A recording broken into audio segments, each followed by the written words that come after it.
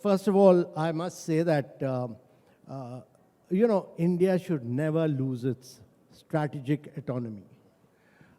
We are an importer of Russian oil, but Turkey imports more Russian oil in value terms, and China imports even more than what India does. Turkey has a 19% tariff. China has a lesser tariff than India. If India has been penalized for doing this, then I think in the long run, we must be very cool, calm, and collected. We must retain our strategic autonomy. We have another 20 days to negotiate. We should absolutely negotiate to the best of our ability. And, to my mind, we should never compromise on our autonomy.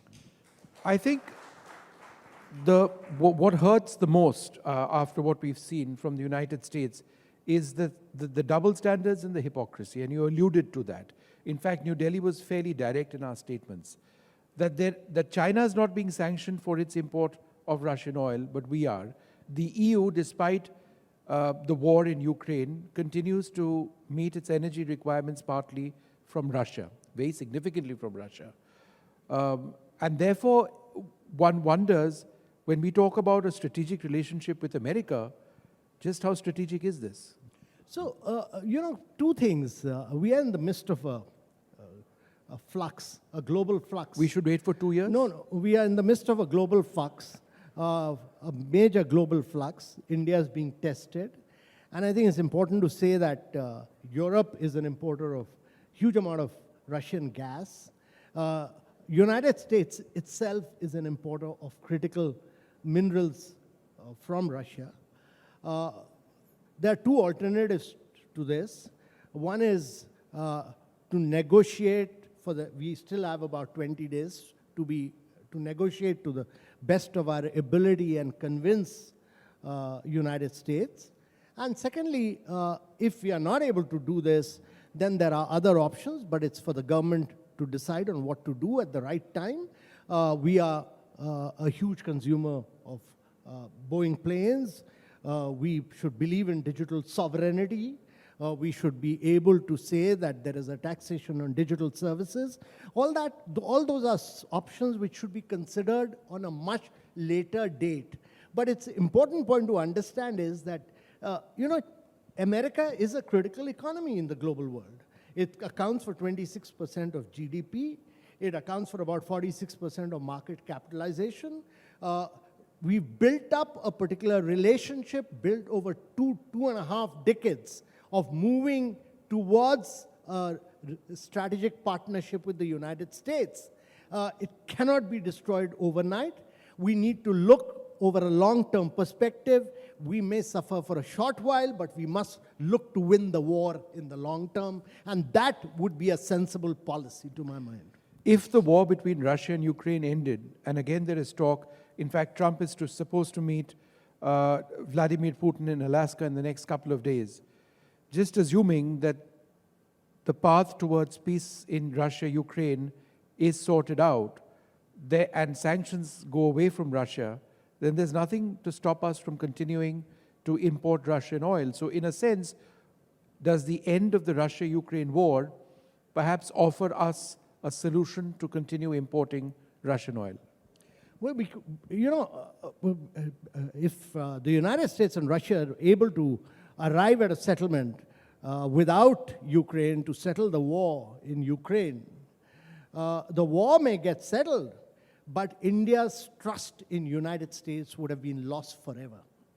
The important thing is that it's taken us 2.5 decades to build up trust.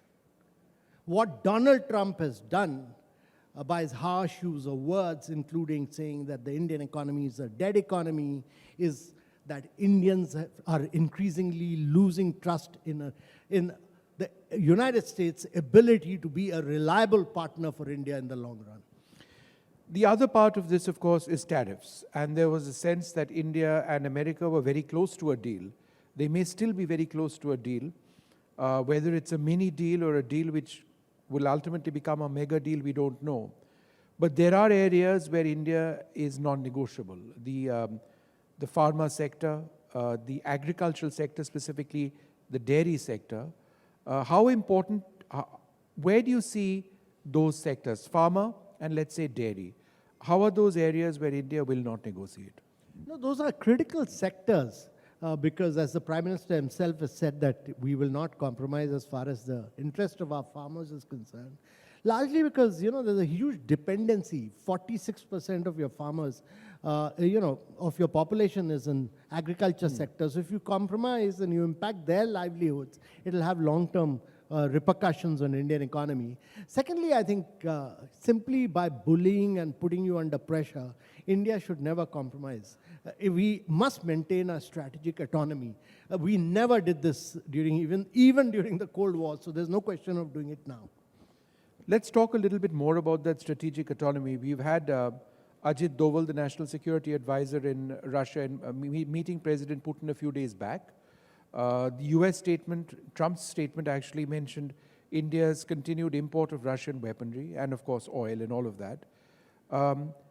It just appears that America continues to try and draw us out of our embrace with Russia, which is a time-tested embrace, and it's not just Russia. That is unrealistic for India, right? It doesn't make sense. Would you agree? Well, India should try and be friends with everyone. That is what it has attempted to do. It has attempted to be friends with Russia, which it has had a long historical relationship for a long while. It has also attempted to be a close strategic partner with the United States. It has also been a member of the Quad. All this was aiming so that we could build up good relationship. So my view in the long run is that a country like India with 1.4 billion population, a country which is 4 trillion in size and is aiming to be a $35 trillion economy by 2047, which is aiming to grow at 8 to 9%, needs to be in partnership with every single major player. We need to diversify our exports. We need to become a partner with all critical. From a manufacturing perspective, let me tell you, we also need to be friends with China in the long run, because you need inputs, you need components so that you become a manufacturing nation. So all this is critical from an Indian perspective. From our national perspective, in our national interest, it's important that we are able to partner all critical players across the world. America is an important market. Russia is critical for defense. We've had a historical relationship. You can't alienate it. China is important from a perspective of manufacturing. The government of India has attempted to build up relationship with all of them. It's interesting that you mentioned China. The Prime Minister will be on the 31st of this month at the SCO, the Shanghai Cooperation Organization, meet in Tianjin. It's their first meeting since the Galwan crisis. How optimistic are you of the relationship being stabilized for economic reasons, some of which you referred to? So, Vishnu, I think it's important to look at the global GDP. And if you look at the global GDP, the United States is about 26% of the global GDP.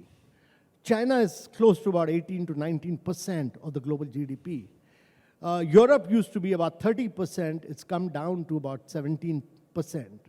So Europe has seen a decline, but if there's one beneficiary of global free trade, irrespective of what Donald Trump says, it's the United States of America. Right. It's the only country in the world which has actually retained its share of global GDP to 26%, have a market capitalization of 46%, with just a population of 4%.